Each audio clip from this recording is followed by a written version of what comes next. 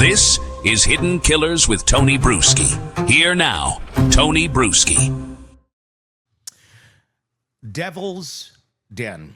That's the place where two parents lost their lives in late July of 2025 in Arkansas, just outside of Fayetteville. The man who allegedly took them and allegedly has confessed, according to state police, is Andrew McGann. That's the guy right there. Lovely human being. I've now talked to two people who've done his hair, which is just weird. I've never had so many conversations with hairstylists in my life that have been the stylist for a mass murderer. But you can hear those on the channel too. They provide a little bit of interesting insight into his interactions with the public. Now he has pled not guilty to the double homicide that took place at Devil's Den State Park, despite allegedly already admitting. Joining me to discuss, Robin Dreeke, retired FBI special agent, chief of the Counterintelligence Behavioral Analysis Program. You know, it's kind of normal, even when the evidence is super stacked against you, to plead not guilty. What's your take on it with this guy and this round of it? Yeah, of course. He pleaded not guilty because doesn't matter what someone says you said, and if they didn't do it right with all the legalese behind it, without Miranda, didn't collect evidence right, there's going to be a lot of things that a defense attorney is going to want to contest to try to save a life, reduce sentences, and things like that, because it's his right as a citizen of our country, or even just a U.S. person, or someone as abhorrent as this moron is. Yes, you can still do things like this. It's a capital case. They are going to be seeking the death penalty here. Yep. I'm going to guess that might be why he pled not guilty, because he's going to use it as a bargaining chip. Just like Koberger. Yeah, to not get executed. Do you think this goes anywhere, or is this really kind of just, now we're going to play the legal song and dance for a couple months or years, or however long it takes to get to his plea deal? Or do you think he's going to try and go all the way with this? Try and take this to a court? I mean, it's pretty insane if he were. He's on camera fleeing the park. His car is, I mean, it's there. There's not a doubt that this guy did it. I don't know how you're going to take this to a court and try and argue your point. But, you know, stranger things have been done. Who knows? I mean, I say who knows because you can't go on what we think he would do, because he's an idiot. Yeah. And another broken-brained individual. So it really comes down to who's been assigned to him as defense. Because if the attorney's really good, you're going to see some magic. It's going to blow our minds at what, how that. But if they have someone who's actually on a side of justice being done, it might go a little faster. So I think the first thing they're going to really focus on, from at least from my optic and perspective, is how was that confession obtained? Was it a legal confession? Did all the checks and balances and all the tick blocks happen? In other words, was he given Miranda? Did he confess verbally? And then the most important thing, did he write down that confession in his own words and sign it after Miranda was given? Because that's generally what they're going to go for. That's the gold ticket right there. Is his confession in his handwriting, non-compelled, in his own words, with no promises of anything, and after Miranda's been given. If they got that and DNA, I don't know why would the prosecutor even give a plea deal? I mean, no, we're gonna shuffle you off this planet. Yeah, I mean, that could be the thing. I mean, but it costs money. You know, that's a big court cost if you're going to do this thing, because it would be high profile. It would be covered. There'd be a lot of attention to this. So, I mean, it's in the interest of the state to just get this plea deal and get this guy, you know, behind bars rather than all of that. As lovely as it would be just to put him down like a, you know, injured animal, because basically what he is. An interesting thing about this guy is he seems to have more of a personality than Koberger. Not just quite an empty shell. Obviously, he was a teacher. He interacted with kids. Parents had various opinions of him. Teachers that he worked with had various opinions of him. Some good. A lot of them, he's off and odd and kind of creepy. But some, you know, he was just another guy. The women I talked to who had done his hair, his normal stylist, I guess you could say, back in Oklahoma, who we saw several times. When I talked to her, she talked about him commenting on a picture that she had on her stand there of her daughter playing a sport.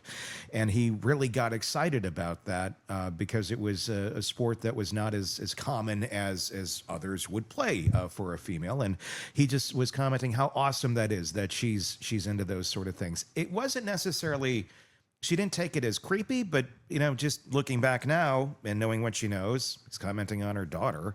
That makes it weird. But at the moment, it wasn't in that sort of oh, she's cute type sense. It's just, great, she's playing that sport. She said that there was really never anything that stood out to her. Not that she's sitting there trying to evaluate who's going to be a murderer, but at the same point, they see a lot of folks. And you know, I asked, you know, I'm sure you've had folks that stand out to you as like off. Was that what you ever felt about him? It's like, no, you know, a little different, but not in any sort of threatening, scary way. In fact, she did his hair. He came in she doesn't have a salon that's a walk-in. It's by appointment only, but he did a walk-in one night as they were closing. Like, can you do this for me? And she did. And by herself in the shop, just the two of them, didn't feel threatened. So he didn't necessarily put off that character. I guess that's the weird thing about the guy like this. And that's what still just makes zero to no sense about any of this is how do you go from that to this? Running into a park, stabbing two people, running away, getting away for several days. And then just start planning your school year like he's getting ready to go back to class. And look, he was getting his classroom ready, okay? He was. He never had contact with the students. That's what the school district is saying. He was in the building. It was the week before school started. Teachers are in there getting their classrooms ready. I know they don't want to say that that's what he was doing. It's what he was doing. I can tell you that, factually. So he was. I mean, he's right there. He was about to start work Monday, the day that he was actually arraigned then. Or not arraigned, but they had the hearing. So I don't know. This is a weird brain to me. I try to get and try to put myself behind the brain and the prism and go, what's broken about this one? This one gets me. What have you been getting as you're running your mind through this? Yeah, I'm getting what you're getting, Tony. And I've seen it with fewer individuals that we've covered and that I've seen. And this is where I'd really lean heavily on some of my friends that are criminal psychiatrists and psychologists, because this looks to me, based on things I've heard them say about similar cases, it looks like a psychotic break potentially. That's what I'm wondering. Yeah, because you know, and I've seen this. Look at me do my nose switch here. You know, I've seen this with individuals that are on that edge. And I mean, I interact with people on social media a lot of times, and I know a few that have followed me and probably followed us both for a number of years now that are normal-ish, a little too needy, a little too dependent, a little too off, but still safe. And all of a sudden, I hear reports that they're off their meds, and all of a sudden we hear some wacky shit. And it has a psychotic break, and you see them and hear them really ramble some crazy stuff. I mean, this happened to someone that was following me for a number of years that all of a sudden saying very threatening things, and actually was able to do a deep search and find his brother online and report, hey, I think your brother's going off the rails, man. I have no idea what's going on, but you need to call 911 now. And he's like, don't worry, we're on it. He's actually been diagnosed with bipolar, and he's off his meds because he doesn't think he needs them. And so there's one other case I covered about a year ago too, where it was something similar, where someone's got an off personality, not completely off, you know, because it's manageable. It's a good way to put it. He had things that were manageable, maybe-ish, because I don't know the full extent of the whole after children girl thing. I think the trial will bring out more in that, if there's more there, or if it was just creepy, or is there more to creepy? In other words, was he an actual pedophile or trading in child pornography or something like that? But where someone actually goes through something where there's some sort of psychotic break that is induced by something. So they're going to be looking at the day or days leading up to this, because all of a sudden he goes back to normal again. It looks like after the event, like what caused that? It's quite a deviation unless It he's is. unless It's a he's massive been deviation. doing this and we're not aware. And that's been the bigger question that a lot of people are asking. And look, people get killed on hiking trails, I guess, more frequently than I was aware of. But they do. It turns out. And there was some other ones where people were stabbed on hiking trails in similar ways. And they're now looking back at that going, was this him? And I would say from what I've seen thus far, is it possible? Yes. Is it probable? No. Because all of these locations were nowhere near where he was. They were, you look at like it's in the school year. He's not going to just take a vacation to Wisconsin to go kill somebody. I don't know. I don't think he would. It doesn't make a lot of sense. It wouldn't flow with the rest of his life that was otherwise uninterrupted, as far as we know. Unless he was off those days and took a vacation, who knows? I mean, that could possibly come out. But these one-offs all over the country where people died, I don't think it was him. But I do wonder what else he was doing, though. Where was this a psychotic break, or was there other weird things going on? The digital footprint of him is going to be very, very curious. And like you, psychotic breaks are a lot more infrequent. They're not very frequent at all. Matter of fact, I've only known of one that I've ever covered that was that. And it was induced. I think it was a drug-induced one as well, is what it caused it. And that's why I say there's always a cause event for it, from my experience, from what I've seen. And that's why I think what we have here, and we've seen it before, is a hidden escalation. Because he was very private, didn't keep to himself. He didn't have a very big, if any, footprint. And so I think we're going to see a hidden escalation behind the scenes as they keep doing the research and the investigation on this. Like you said, this digital footprint, although if he doesn't have much digital footprint, it'll be interesting. So I think all the interviews of people in his life and surrounding him, like anything, my first question is, where did he grow up? Who were his parents? And what was that background like? Because everything that, not in all cases, because Kohberger doesn't quite fit that, but in most cases, I'm reading on John Douglas's book, not Profile, Motive right now, another great book, where in 99%, again, off the top of my head estimate, but in 99% of the cases, most of the cases, there's a childhood background that is a precursor for this arc. Yeah. And Kohberger didn't have it, though, in the sense of that's why Kohberger is a more, in my estimation, there's societal inputs on it, the nature part, the nurture part, but there's also a lot of nature part. He was born with a very broken brain to begin with, and then bullying, all that kind of cascaded on top of it because he was broken of the brain. But the home life looks to be not a contributor to his arc of horrendousness. And so in most cases, though, it starts with that arc, especially when if he's only a mass murderer and not a serial killer. There's the three big precursors to it that are the indicators, and having a dysfunctional family at home to start is always one of the big ones. And from what we've seen thus far, granted, it's my communication with his hairstylist, but the family, from what I understand, comes in there, and that they knew them, and it was, from what was understood, fairly normal. You only know so much, but hairstylists do tend to hear a lot of details of people's lives. There, from that perspective, obviously one could certainly dive a lot deeper, and there might be people out there that know this family better that have different information. It didn't stand out all that much. He was recognized as being, a little more of a bully sometimes, a little more direct, a little more, not going along like the other kids, but still was able to assimilate enough to be part of the groups, to have friends, to be in circles. He was just kind of that one. He wasn't the guy in the corner necessarily, baking bombs. This is a guy who seemed to live a fairly normal life. But that's where you get to the psychotic break, and that's what I'm wondering. I'm wondering if that's going to be part of the not guilty at the end of the day here. Is it going to be not guilty by reason of insanity, not guilty by, and the mental health history, we don't know anything about. Right. And just because, and there may not be a mental health history, quite honest, because if he was able to get this far and do this, that's a sign of mental health not being taken care of very well. So there might be nothing on record. It doesn't mean that there's not a problem there, But I'd be very curious to see if anything was ever recognized. And like you said, was he on meds? Was he on his meds? Did he? All of that. There's a lot of questions there as to what would make someone go out and do this in this sort of way, in this public way, where your odds of getting caught are insanely high.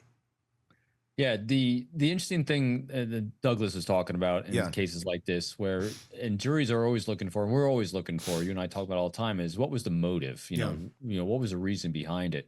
That is generally the most elusive thing for us to try to do and understand. But what we can identify is the intent. He intended to go out there and kill someone, but now we're just trying to figure out what was the reason and what spiked that what looks like some psychotic break to do that intent. But there's always an arc. There's always something. There's always it's just not randomly. Things just don't random hit someone's brain that says, all right, I'm going to go out on a hot day in a black outfit with a big old backpack with a knife, and I'm going to find people to kill.